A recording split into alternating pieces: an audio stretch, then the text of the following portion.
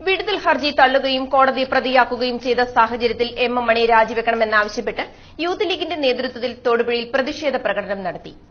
Youth league സംസ്ഥാന secretary KS Siyad ഉദ്ഘാടനം ചെയ്തു.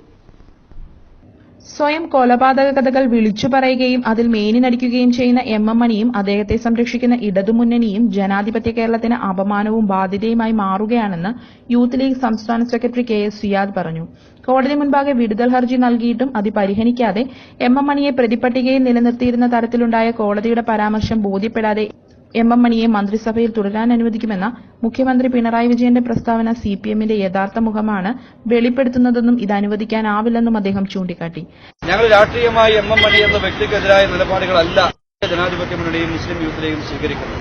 പക്ഷേ രാഷ്ട്രീയ പ്രവർത്തനത്തിനിടയിൽ ചെയ്തുപോയ കൊലപാതകങ്ങളുടെ എണ്ണം പറഞ്ഞ ഒരാൾക്കെതിരെ നക്സൽ വർഗീസിനെ കൊലപ്പെടുത്തിയ കോൺസ്റ്റബിൾ രാമചന്ദ്രനെതിരെ നടപടി സ്വീകരിച്ച ഉത്തരവിട്ട DGP ആയിരുന്ന R ലക്ഷ്മണയ്ക്കെതിരെ നടപടി സ്വീകരിച്ച ഒരു നിയമവ്യവസ്ഥ നിലനിൽക്കുന്ന രാജ്യത്താണ് ഉത്തരവാദിത്തപ്പെട്ട രാഷ്ട്രീയ പാർട്ടിയുടെ നേതാവ് എന്ന നിലയിൽ പ്രവർത്തിക്കുന്നതിന് പാർട്ടിക്കെതിരെ ഉണ്ടായ തടസ്സങ്ങളെ മറികടക്കുന്നതിന് ആളുകളെ കൊലപ്പെടുത്തിയിട്ടുണ്ട് എന്ന് വിളിച്ചു പറഞ്ഞ് കൊല്ലപ്പെട്ട ആളുകളുടെ പേരും വിലാസവും അടക്കം ജനങ്ങളുടെ മുമ്പിൽ വിളിച്ചു പറഞ്ഞ് കൊള്ളുന്ന ഒരു രാഷ്ട്രീയ കൊലപാതകിയെ സംരക്ഷിക്കാൻ ശ്രമിക്കുന്ന പിണറായി ഗവൺമെന്റിന്റെ നിലപാടുകൾക്കെതിരെയാണ് യൂത്ത് ലീഗ്. സഖാവ് എം മണി ഈ കേസിൽ നിന്ന് തന്നെ ചെയ്യണമെന്ന് ആവശ്യപ്പെട്ടുകൊണ്ട് കൊടുത്ത ഹൈക്കോടതിക്ക് അഡീഷണൽ സെഷൻസ് കോടതിയിൽ കൊടുത്ത വിടുതൽ ഹർജിയാണ് തള്ളിയത്. കോടതി ഹർജി തള്ളുമ്പോൾ എം മണി പ്രതിയാണ് എന്ന് പറയുന്നില്ല എന്നാണ് സഖാക്കന്മാർ വിശ്വസിക്കുന്നത്. പക്ഷേ എം മണി പ്രതിയല്ല എന്ന് കോടതി പറഞ്ഞു എന്നതാണ് ഇതിനകത്ത് ഏറ്റവും പ്രധാനപ്പെട്ട സംഗതി. അദ്ദേഹം പ്രതിയല്ല എന്ന് വാദിക്കുന്നതിനെ കോടതി അംഗീകരിക്കുന്നില്ല. അഥവാ എം മണി പ്രതിസ്ഥാനത്തില്ലാത്തയാളാണ് എന്ന് അംഗീകരിച്ചു കൊടുക്കാൻ ബഹുമാനപ്പെട്ട തൊടുപുഴ അഡീഷണൽ സെഷൻസ് കോടതി തയ്യാറായിട്ടില്ല എന്ന് പറയുന്നത് പ്രഥമ ദൃഷ്ട്യാ എം മണി ഈ കേസിൽ പ്രതിയാണ് എന്ന് കോടതിക്ക് ബോധ്യപ്പെടുന്നു എന്ന് തന്നെയാണ് അതിന്റെ സാരം.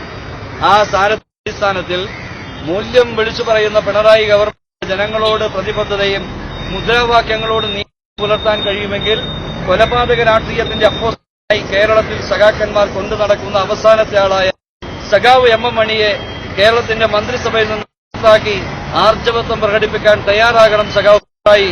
ഇല്ലെങ്കിൽ ഇരട്ടച്ചങ്കൻ പിണറായി എന്ന് പറയുന്നത് ചങ്കില്ലാത്ത പിണറായി എന്ന് കേരളത്തിലെ ജനങ്ങൾ അംഗീകരിക്കുന്ന ഒരു കാലം വരാൻ പോകുന്നു എന്ന് മുസ്ലിം യൂത്തിലേക്ക് ഓർമ്മപ്പെടുത്തുകയാണ്. നക്സൽ വർഗീസിനെ കൊലപ്പെടുത്തിയത് താനാണെന്ന് വെളിപ്പെടുത്തിയ കോൺസ്റ്റബിൾ രാമചന്ദ്രനെ വർഷങ്ങൾക്ക് ശേഷം ശിക്ഷാ നടപടികൾക്ക് വിധേയമാക്കിയ നിയമവ്യവസ്ഥയാണ് കേരളത്തിന്റേതെന്ന് മുഖ്യമന്ത്രിയും CPMും മനസ്സിലാക്കണമെന്നും പിണറായി ഗവൺമെന്റിന്റെ ജനാധിപത്യ വിരുദ്ധ നയങ്ങൾക്കെതിരെ യൂത്ത് ലീഗ് ശക്തമായ പ്രക്ഷോഭത്തിന് നേതൃത്വം നൽകുമെന്നും വ്യക്തമാക്കി.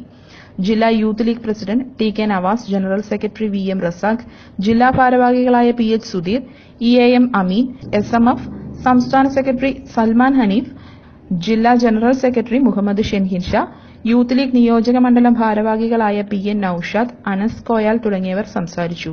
PE Naushad, PE Shihab, PM Nizamuddin, EA Shanavas, Ansar Kanipparambil, Sanal Mydeen, Ebin Rasheed, Shanavas VA, Ansari Mundakkal, Nishant KJ തുടങ്ങിയവർ പ്രകടനത്തിന് നേതൃത്വം നൽകി.